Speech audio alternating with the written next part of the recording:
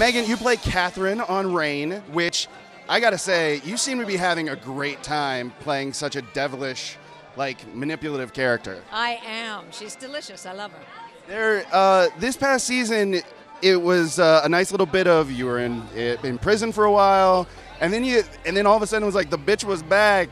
Oh, yeah, baby. She couldn't put her away for too long. So, second season ended. Your son's going off to war. You don't want to see this happen. How are we kicking off 3?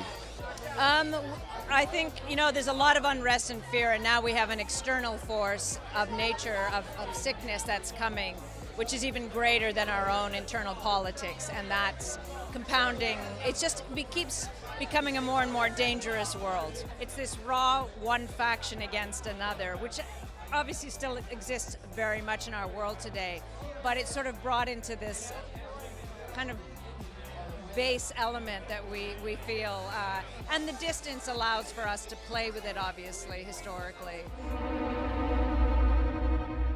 Ah, Nerdist! Yes. What's up, dude? I am really happy you know who we are, and I'm all aflutter now. Oh no, I know all about it. I know you, Brian. So, the show is great, and it's been really fun, but one of the things that's interesting is this is history. I know how this all plays out to a certain degree, but I'm still on the edge of my seat every week. I think one of the things that makes it difficult to be involved with drama in film is that they're not going to die. Which is what makes Game of Thrones such a good show, because at any minute they might. I'm not sure if I'm going to die the way that I did historically. It means that it could happen at any time. The show is giving this rare opportunity to see a positive female leader acting in a way that's not selfish or is really putting her country above herself, where everybody else is kind of in their own world. How is that, being not just playing such a rich character, but also knowing that people are going to be emulating that, and that kind of thing is going to move forward? It's great. Mary's a really interesting character in that she is a very young woman with a lot of power in a very patriarchal world. She does make mistakes, but she takes responsibility for her mistakes.